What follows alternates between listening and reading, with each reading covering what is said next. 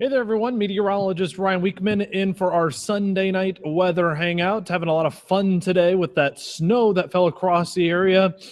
All right, maybe some of you aren't having as much fun with it as I did, but we did manage to break the record for our February amount of snow that we got. We needed 2/10 of an inch of snow by midnight last night. It started snowing at 11 p.m.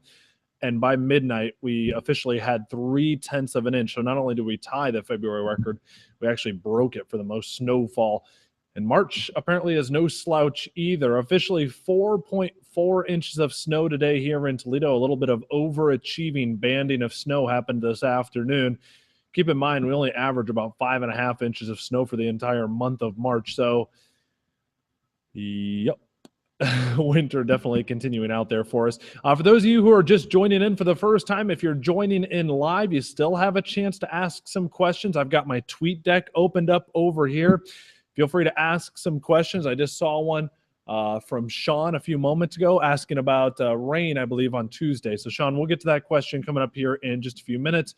And of course, those of you that are joining in on Google Plus here, you can ask your questions. I'll be able to answer them. I've got the Q&A session open up here on my computer. Just a good opportunity here. Again, this is your first time watching our Sunday Night Weather Hangout. If you're watching live, to answer your questions. If you're watching after the fact, which I understand many of you do, it is a Sunday night after all.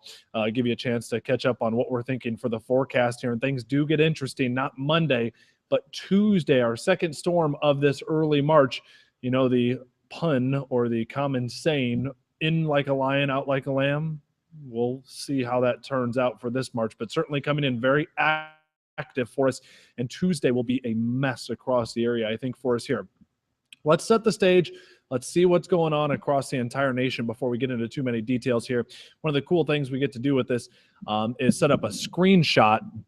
And I really like getting to do this. So here's what's going on across the country for us as far as any rain, any snow. It's actually a very active pattern, not only across the eastern U.S., where it's been very active for the better part of the last month and a half, with lots of snow up across Boston, where they could break their all-time snowiest winter ever record with this storm that's coming across there right now. We've got a lot of showers down towards New Orleans, Atlanta, and now even look down towards Los Angeles and into the Four Corners region. A pretty active pattern there. And it's that storm system well off to the south and west. It's going to combine with a fast-moving piece of energy coming out of Canada. And that's going to give us our system as we head into our Tuesday. And that's what we'll be keeping our eye on, especially Tuesday morning, when temperatures are going to be below freezing at the surface, but aloft they'll be warm enough. And this sets up a scenario for freezing rain. And here's how this basically works. We're going to have a lot of moisture coming up from the Gulf of Mexico. It's going to bring with it a lot of warm air. So the snowflakes higher up in the atmosphere, actually at the beginning of the event, it'll start as Snow Tuesday. The snowflakes will start to melt because of the warm air aloft. So they melt, they're in the form of rain, and then when they hit the surface, because the temperature's below freezing, it basically coats everything in a thin layer of ice. And that's what we're worried about for Tuesday morning, because it kind of gets into every nook and cranny, makes a very smooth surface. And of course, for roadways out there, that can make for very dangerous conditions, along with sidewalks, railings, etc. We'll have to keep up with things for us. I think we warm up above freezing. Keep in mind, we haven't been above freezing since February 11th. It's going to last for all of about 8 to 10 hours on Tuesday, where we get above freezing during the afternoon and evening hours. But it does look like it will happen.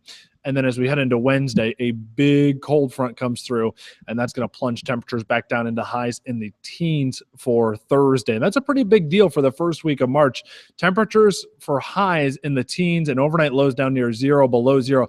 That starts to get pretty rare during the month of March. So another blast of Arctic air. It's not going to be as bad as what we've experienced over the last, let's say, 2 to 3 weeks during the month of February. But for March, it's going to be pretty extreme out there for us. When you think about how low below average, it's right up there with anything we've had over the last few months. So let's switch this screen around for you here. Again, we were showing you, here's one band of snow that we thought last night may be able to sneak into our local viewing area down towards Indianapolis and Cincinnati. Obviously, that didn't happen. Here, we can zoom in for you. This band down here by Cincinnati and so what actually ended up happening was a band of snow this afternoon. You can see it up here towards Erie, PA. That one kind of moved overhead, and that wasn't expected to be this far north. It was supposed to be more down towards Indianapolis and Columbus, kind of what we were thinking, but that's the fun part of forecasting out there for us. Okay, here's the setup for that Tuesday storm we were talking about. Moisture across Los Angeles down towards the Four Corners. Watch as a piece of energy comes dropping out of Canada and then overspreads a good deal of precipitation across the southern Great Lakes for us there. That might be a little bit overdone right there. So let's show you this guy right here. And this does a good job. This is our hour-by-hour forecast here. And it'll show Tuesday morning, we start off with a little bit of light snow. For reference, I don't know if you guys can see the mouse or not, but right in the middle of the screen, that's pretty much northwest Ohio, the thumb of Michigan up here. Maybe that'll help you give some reference. Look straight south from the thumb of Michigan. The blue shades are snow, and the purple shades, those are ice. So that's what we'll really have to watch out for. We start off with a little bit of light snow Tuesday morning. To give you an idea of what time this is about 9 o'clock in the morning. And by 10 o'clock, 11 o'clock in the morning, you'll see that we still are dealing with a little bit of ice, eventually switching over to some light rainfall. And the rain, we were a little bit worried about a couple days ago that the rain might be a big deal locally, that if we got enough rain, it could end up being flooding issues. If temperatures got warm enough, we got enough rain, there's very thick ice out on the area rivers. Thankfully, it doesn't look like that will be the case. The rain should be light enough, but it's kind of trading one for the other at this point. We're not going to get the heavy rain, but it looks like we will get that thin coating of ice. And so that'll cause a problem out there. And that's something, of course, we'll have to keep a very close eye on. Real quick for you here. Let's get you the 7-day forecast, show you this, and then we'll start getting into some questions here. We'll make this one a pretty quick hangout for tonight. We got a lot going on here in the Storm Track Weather Center. Just to give you an idea, Tuesday is really the only day that we're tracking for any sort of really nasty weather out there for us. The week ahead is actually pretty quiet. Once that front comes through on Wednesday, yeah, it gets pretty cold, but it looks like the pattern is pretty quiet. What happens a lot of times is when you get one of those big Arctic fronts that comes on through, that'll happen on Wednesday, is it scours out a lot of the moisture all the way down to the Gulf of Mexico. And so it really limits the potential for us to get a lot of snow or a lot of rain. And that looks like it'll be the case leading into the weekend. So things look pretty dry for us here. All right, let's get to some questions. First, I'll get to you guys on Google Plus here, since you made the effort to come all the way over here. Tiffany just came in a few moments ago asking, do we think we could possibly get delays or closings due to that Tuesday storm? Certainly possible. It's something we'll have to watch. Ice is something that's very tricky, although at this point, it looks like it may come in during or just after the morning commute. But, of course, that wouldn't be great timing. So just stay tuned, Stacy, or sorry, not Stacy, Tiffany. We'll have to see how that works out for us.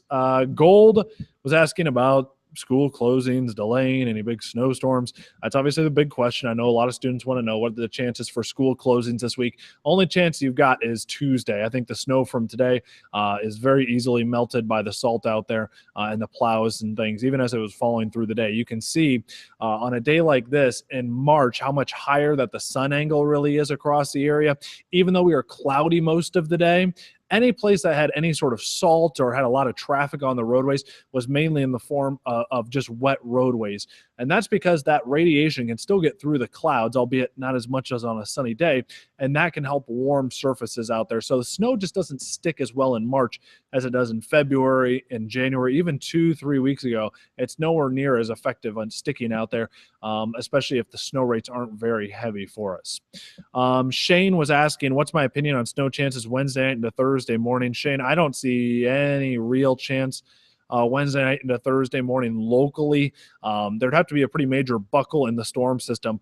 I think the more likely storm pattern at this point, Wednesday night into Thursday, would be along the East Coast, and that takes it to the east of the Appalachians. And it's pretty hard for a storm system, once it looks like it's forming to the east of the spine of the Appalachians, for it to jump ship and go back to the west on our side. So I just don't see a very likely chance for there to be any major storms Wednesday night into Thursday. In fact, we should have high pressure building into the area, and that's what allows those overnight lows to drop back as far as they do for us here. Shane asked me a question. He was asking about rainfall totals for the upcoming week for us here, especially on Tuesday. So I want to bring something up real quick. I wasn't really planning on this, so forgive me. I've got to do this real quick. Asking about rainfall totals for us. I'll switch the screen around and show you what the WPC has to say. And basically, it's the NOAA's version of predicting how much rainfall out there's going to be. Usually, we'd come up with graphics like this, but this is easy enough, and it conveys the exact message that we're trying to say, is that the heaviest of the rainfall looks like it'll fall across the Ohio and Tennessee river valleys right along the spine of the Appalachians there. Locally, up to half an inch of rain, or not inch of rain, but when you add in the snow and the rain and the ice, could add up to a half inch of rain out there if you were to melt it all down. So certainly not a worst case scenario. In fact, when you look ahead at the 7-day forecast, you saw the highs into the weekend that get above freezing out there, get some sunshine out there. That's actually a best case scenario for local rivers. We need a very long, dry stretch where we can let rivers really mellow out, melt some of that ice down, and hopefully limit the potential for ice jams out there. I think that's a very tall task. It's just almost unheard of for us to go through March and early April without getting at least one 1-inch rainfall event or a half-inch rainfall event with a big warm-up. So fingers crossed that doesn't happen this year, but I think flooding is something we're really going to have to watch out for here in Northwest Ohio and Southeast Michigan. The Portage, Sandusky, the Blanchard, of course, the Maumee River, up towards the River Raisin, over towards the St. Joe's and the Tiffin River as well. So those are all things that we'll be watching out for very closely. And of course, if anything looks like it's the potential for flooding or any more wintry weather, it seems like severe weather season's just way out there at this point. So as far as any severe weather, there's really not much chance of that the next 2 weeks. It looks like we're just not going to get warm enough out there. Did want to address one other question. Somebody was asking, I can't remember who it was on Facebook here a little bit ago. They were asking, what are the chances where we get to 50s and kind of stay there? Not likely anytime soon. So we'll keep looking out for it. Slowly but surely, we will warm up this spring for us now. We're getting closer to the official start of spring. Today was the first day of meteorological spring for us. So thanks for hanging out for our Sunday night weather hangout. Of course, I'll see all of you coming up tonight at 10 and 11 over on Fox and WTOL. If I don't see you, have a great rest of your weekend. Take care, guys.